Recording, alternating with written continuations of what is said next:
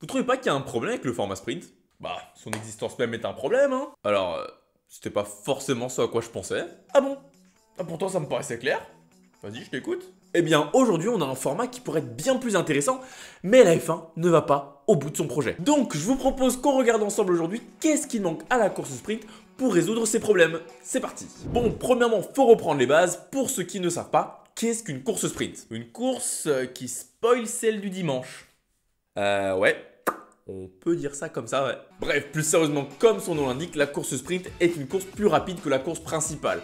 Elle se déroule sur un tiers de la distance normale, c'est-à-dire une centaine de kilomètres, qui nous fait au final une course d'un peu moins d'une heure. Alors on pourrait se demander quel est l'intérêt de cette course finalement, mais ce n'est pas le but de cette vidéo aujourd'hui parce que j'en ai parlé déjà dans cette vidéo, je crois que c'est ce côté-là qui s'affiche, sur le fait que la course sprint, on le sait, c'est plus des considérations financières qui ont fait qu'elle a été créée. Mais on va quand même pas faire une course intéressante quoi, on doit faire de la thune.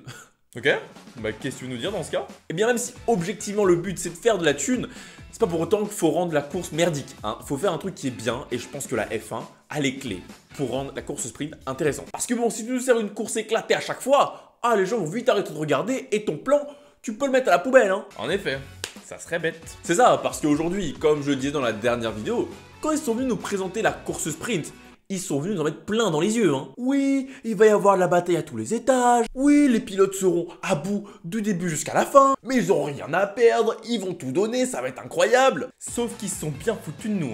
Ok oui, la catastrophe. On l'a de nouveau vu ce week-end, la course sprint.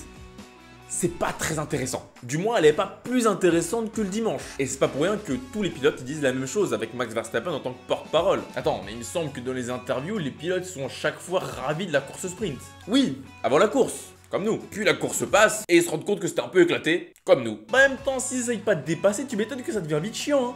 Si on regarde sur les 2 années précédentes, en 2021, on le sait tous, le format n'était pas du tout adapté à la réglementation. Les voitures, elles étaient incapables de suivre dans le dirty air qui était partout. Donc d'avance, on savait que ça allait éclater, que ça allait pas marcher. C'était clairement une année de test pour voir si en 2022, on pouvait mettre ça. Ouais, sauf que 2022 est arrivé et que c'était pas forcément mieux. En effet, alors oui, il y a eu les 2 bonnes éditions au Brésil avec les Mercedes, à la fois la remontée de Lewis Hamilton et la victoire de George Russell. Enfin, le fait que Russell ait passé Verstappen pour prendre la victoire le lendemain, quoi. Mais les autres événements, moi, j'ai pas de souvenir, Vous vous souvenez d'Autriche 2022? Vous savez ce qui s'est passé?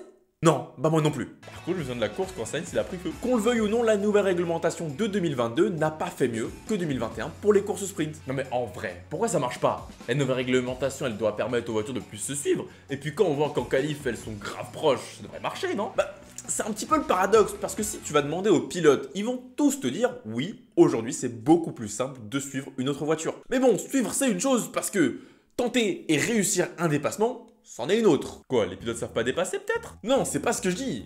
Mais c'est que c'est pas aussi simple que ça. Parce que ce week-end à Bakou, avec l'immense ligne droite là, qui doit faire 72 km de long, tu vas pas me dire qu'ils avaient pas la place pour dépasser. Bah justement, avec la grande ligne droite, ça devrait être encore plus simple, non? Parce que dans les faits, il y a plusieurs facteurs qui font que les pilotes n'arrivent pas à se dépasser pendant une course sprint. Premièrement, faut savoir qu'avec l'introduction du budget cap, bah d'un coup, tout est beaucoup plus calculé. La moindre erreur ou la moindre casse sur la monoplace, ça fait vite très mal. Attends, tu vas pas me dire que c'est le budget de cap qui empêche les voitures de se dépasser quand même.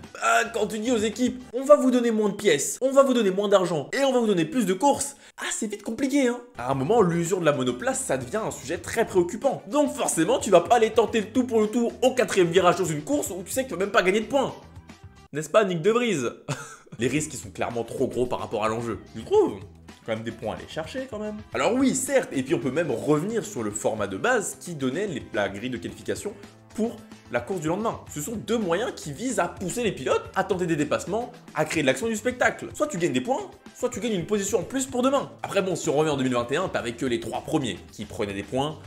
Pas fou. Ouais, non, pas fou. Et puis en plus, ça faisait juste creuser encore plus l'écart entre les top teams et le reste. Mais comme je disais, ça donnait la grille pour le lendemain. Donc, ça avait ses avantages et ses inconvénients. Surtout des inconvénients, non? L'avantage majeur, c'est que tout le monde avait un intérêt dans cette course. Quand tu sais que ça donne la grille du lendemain, bah t'as tout intérêt à peut-être tenter un dépassement pour prendre une place supplémentaire pour t'élancer plus haut le lendemain matin. Enfin, le lendemain après, mais pas le lendemain matin, à part si tu roules à Melbourne et nous c'est le matin. Alors oui, certes, passer de la 16e à la 15e position, dans les faits, ça changeait pas grand chose. Mais bon, l'idée de la FOM c'était ça, c'est que les pilotes tentent des dépassements pour prendre des places supplémentaires pour la grille du lendemain. Mais dans les faits, ça a pas du tout marché. Bah tu le dis toi-même, hein, partir 15e ou 16e, c'est presque pareil. Bah ouais, et puis surtout, si tu te plantes, bah la course de lendemain c'est terminé, tu repars dernier. Hein. Donc crois-moi que t'as pas besoin d'avoir fait Sciences Po pour comprendre c'est quoi le meilleur choix à faire. Hein. Du coup, pour essayer de modifier un peu tout ça, pour contrer cette non-envie des pilotes d'attaquer, la FIA a décidé, on va donner 8 points, peut-être que ça les motivera un peu plus. En vrai, ça va pas changer grand-chose. Hein. Non, vraiment pas, surtout que quand tu gagnes une place, tu gagnes qu'un point. Donc, t'as pas vraiment d'intérêt supplémentaire. Encore une fois, le risque est trop gros. Du coup, rebelote cette année, on change encore quelque chose. Cette fois-ci, le samedi, c'est une journée à part entière. Le samedi, c'est sprint, faut pas perdre de temps. Plus aucun lien avec la course du dimanche, tu peux tenter des dépassements, tu peux essayer de gagner des positions, tu n'es que gagnant. Ouais, et bah samedi, c'était pas ça, hein. Non, parce qu'il manquait un élément crucial à la réflexion. Mais c'est quoi? Bah, si tu veux vraiment créer du spectacle, autant donner toutes les cartes en main aux acteurs pour qu'ils puissent le faire. Ok? Et qu'est-ce qu'il faut faire du coup? Bah, selon toi, qu'est-ce qui rend une qualification si intéressante? Bah, le fait que les voitures soient réglées pour faire un tour ultra rapide et que les écarts sont ultra serrés. Donc finalement, c'est ce qu'on voudrait voir en course, non? Non mais c'est une qualif sur un tour, la course c'est 300 km, hein. Oui, mais la sprint, c'est un peu un entre-deux. D'accord, mais même sur le sprint, comment tu veux rendre les voitures plus proches? Eh bien, tu autorises les écuries à changer les réglages de la monoplace pour le samedi. Tu veux briser la règle du parc fermé? Cette règle existe depuis la nuit des temps, hein. Oh bah t'en fais pas, crois-moi que l'ami Dominicali, ça lui fait pas peur la nuit des temps, hein. L'idée c'est de dire que si tu veux vraiment aller au bout de ton projet, que le samedi soit une journée différente à part entière où on fait que du sprint, et bah autant que les monoplaces soient réglées que pour du sprint. Là les écuries pourraient tenter des réglages plus agressifs pour extraire plus de performance et qu'au final on ait une course bien plus intéressante. Tu veux que ça parte en freestyle ou quoi? Le but c'est pas de créer du spectacle. Je vois pas c'est quoi l'intérêt de faire une course le samedi si les voitures sont exactement les mêmes que le dimanche. Là on a juste une mini course. Et du coup bah, comme tu le disais, ça spoil un petit peu le dimanche, hein. Je veux dire en F2 l'intérêt du sprint c'est que c'est une grille inversée. Attends, tu mets une grille inversée aussi? Non, c'est pas ce que je dis. Ce que je dis c'est qu'en F2, la course du samedi, elle est différente de celle du dimanche parce que c'est une course inversée. Là en F1, entre la qualif du vendredi et la qualif du samedi, tu retrouves exactement la même grille, à quelques exceptions près. Ce qui fait que pendant la course, vu que c'est les mêmes voitures, eh bah ça donnera le même résultat. Tu vas pas me dire que As va trouver 6 dixièmes comme par magie. Donc simplement, si on veut aller au bout du projet, samedi c'est sprint, samedi t'autorises une voiture différente. Ouais mais bon, là t'enterres définitivement l'ADN de la F1, non?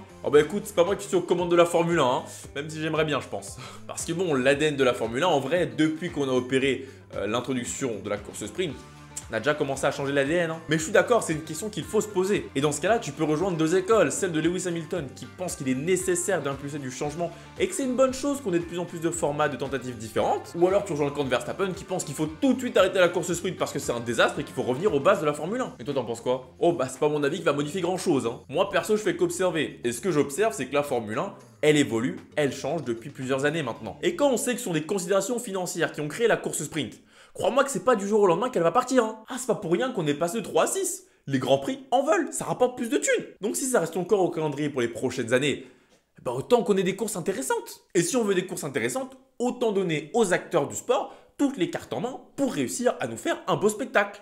Donc voilà, c'était mon avis sur ce nouveau format de sprint qui, bon, dans les faits, vous avez bien compris, ça change pas grand chose, c'est pas plus intéressant que ça. N'hésitez pas à me donner en commentaire votre avis à vous sur ce nouveau format, je me ferai un plaisir de lire et de débattre si vous avez un avis différent. Dans tous les cas, moi je vous dis à la prochaine, c'était Georges F1, salut!